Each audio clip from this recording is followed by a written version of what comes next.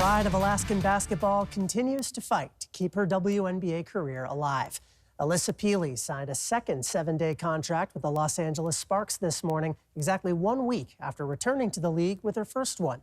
She stays with head coach Lynn Roberts, who she also played for when she wore jerseys that looked like those.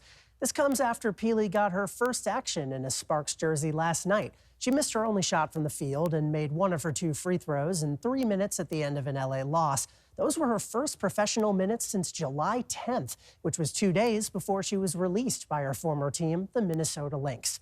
Now, it's been a busy few weeks for the former Alaska Gatorade Player of the Year, so let's recap. She began her career by going 8th overall in the loaded 2024 WNBA draft, which saw her rubbing elbows with players like Caitlin Clark and Angel Reese, but it just didn't work out in Minnesota, and Pili's tenure there was abruptly cut short a year and a half later. But she didn't quit, and eventually she caught on with the Sparks and Coach Roberts, but didn't get into a game until yesterday. And even though she only got 3 minutes of action during that first deal, it was enough to land a second deal today. Now, Pili's not the only Alaskan fighting to stay in the pros. 3 football players from the 49th state got NFL training camp invites this year. Here's how they did in week 1 of the preseason. And hey, there's a familiar name. Alissa's brother has already played a handful of games in the NFL, but he's trying to catch on with the Seahawks and getting his name on the stat sheet. And elsewhere, Adefuon Ulafosio also notched a pair of tackles with the Bills, while Aiden Williams made his debut with the Steelers in the form of a few offensive line snaps. And while those 3 are trying to complete that last leg of their pro sports journeys, back up here in Alaska, hundreds more are looking to carve their own legacies on the fields of the last frontier. We're less than a week out now from the start of the 2025 high school football season, and teams like South Anchorage going through their last round of tune-ups before the games start counting. With 2 of the state's top players in quarterback Cole Yarrington and receiver Landon Drum gone from last year's team, it'll be an adjustment, but the Wolverines aren't phased. We love Lennon. We wish the best for him. You find out at 12:01 that he's leaving, and we started practice at 12.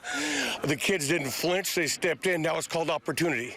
Yeah. And I think from out here from first team O&D, we didn't miss a beat. Now, that was the takeaway after yesterday's scrimmage against Palmer, who came down from the valley to test their mettle against an Anchorage school, and they played well. Points weren't tracked during the contest, but the Moose ripped off several long scores, including one courtesy of quarterback Nolan Garner.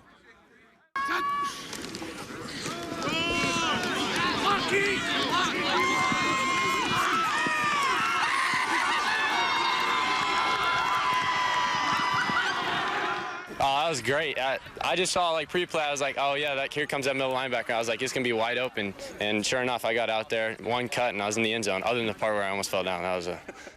The senior already showing off the vision that 6'4" frame will get you. Just one of the reasons that Palmer is feeling good heading into their 2025 campaign, looking to take a step forward after finishing with a 4-5 mark and missing the Division II playoffs last season, and they think they have the pieces to do it. We have a veteran group, so we want to use that. We want to take advantage of, what they can bring and what they know is our routine, so they can help our young guys get used to that and kind of feel where we're going to be every week or every day.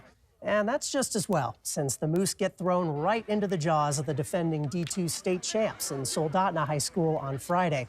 And meanwhile, South Anchorage also has a tough test. The Wolverines stay in the city for a crosstown matchup with West Anchorage, the defending D1 state runners-up. We'll keep bringing previews throughout the week leading up to Friday when the 2025 Alaska high school football season gets underway.